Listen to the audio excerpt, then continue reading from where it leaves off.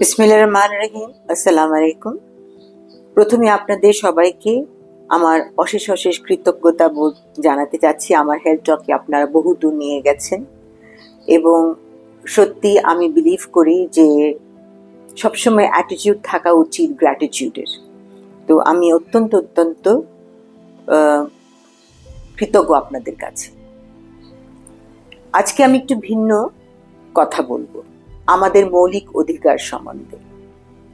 আমাদের 5টা মৌলিক অধিকারের মধ্যে স্বাস্থ্য হচ্ছে আমাদের একটি মৌলিক অধিকার। আমাদেরকে স্বাস্থ্য সেবা দেওয়ার জন্য আমাদের রাষ্ট্র এই স্বাস্থ্য সেবাকে 3 ভাগে ভাগ করেছে। একটি হচ্ছে প্রাথমিক, দ্বিতীয়টা হচ্ছে মাধ্যমিক এবং তৃতীয়টা হচ্ছে টারশিয়ারি।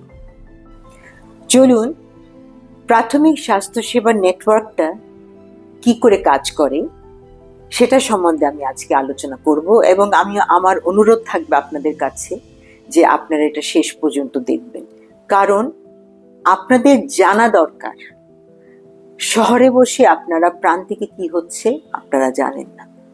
আমি যেহেতু অনেকদিন ধরে গবেষণা করছি অনেক প্রতিষ্ঠানের সাথে, আমি এটার সাথে ওতপ্রোতভাবে জড়িত এবং ভবিষ্যতেও আমি এখানে কাজ করে যাব।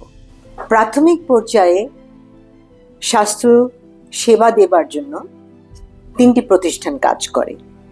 প্রথমটি হচ্ছে কমিউনিটি ক্লিনিক, 2 নম্বর হচ্ছে ইউনিয়ন হেলথ সেন্টার এবং তৃতীয়টা হচ্ছে উপজেলা স্বাস্থ্য কমপ্লেক্স।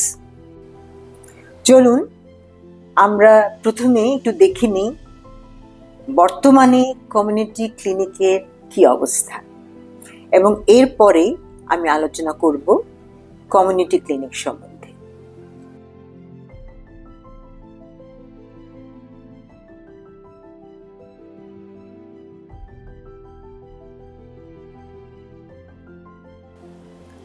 দর্শক, আপনারা দেখলেন কমিউনিটি ক্লিনিকের কিছু চিত্র। এরকম জরাজীর্ণ কমিউনিটি ক্লিনিক আমাদের দেশে প্রায় 14,000। এখন এই কমিউনিটি ক্লিনিক আমাদেরকে কি প্রমিস করেছে, কি স্বাস্থ্য সেবা দেবে? প্রাথমিক স্বাস্থ্য সেবা দেবে, গর্ভবতী মায়ের সেবা দেবে, নবজাত শিশুর সেবা দেবে, জন্ম মৃত্যু নিবন্ধন সেটা করবে, টিকাদান কর্মসূচি করবে, এর সাথে 23টি বিনামূল্যে ওষুধ দিবে এবং একটি হেলথ কার্ড দিবে। আমার মনে হয় এই হেলথ কার্ডটা আমরা কেউ জীবনে দেখিনি এবং জানিও না যে কমিউনিটি যে ক্লিনিক আছে সেখান থেকে আমার একটা হেলথ কার্ড পাওয়ার কথা। এবার আসি ইউনিয়ন হেলথ সেন্টার। চলুন আমরা কিছু ইউনিয়ন হেলথ সেন্টারের ছবি দেখি।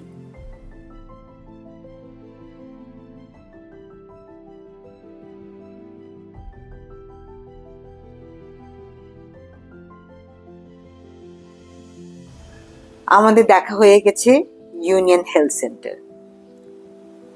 দুঃখ লাগে যে 53 বছর হয়ে গেছে আমরা স্বাধীন হয়েছি, প্রাথমিক স্তরে এখনো এ ধরনের ইউনিয়ন হেলথ সেন্টার আমাদেরকে দেখতে হচ্ছে।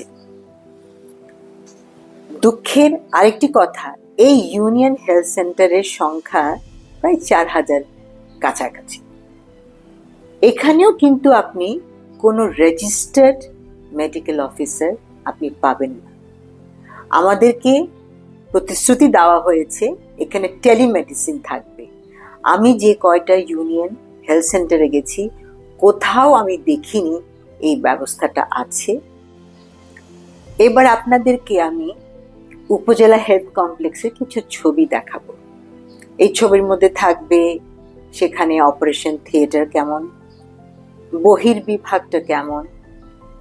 সেটা যেহেতু 50 বেড সম্পন্ন একটি কমপ্লেক্স, চলুন আমরা দেখি এই 50 শয্যা বিশিষ্ট কমপ্লেক্সের কি অবস্থা।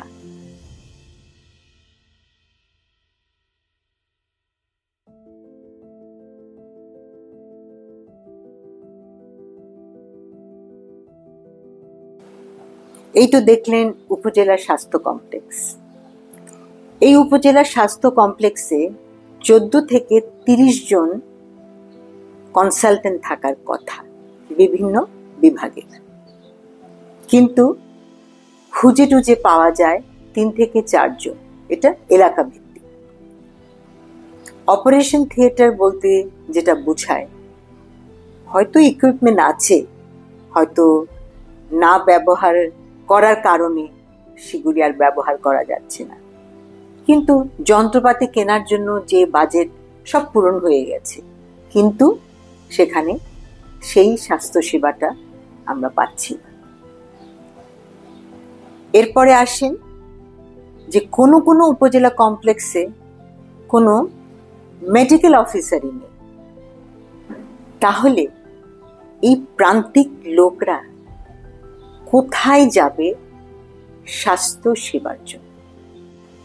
আমি যে মানুষ হিসাবে জন্মেছি, স্বাস্থ্য সেবা পাওয়াটা আমার মৌলিক অধিকার। এটা কোনো রাজনীতি দল আমাকে প্রমিস করতে পারবে না, এটা আমাকে দিবে রাষ্ট্র।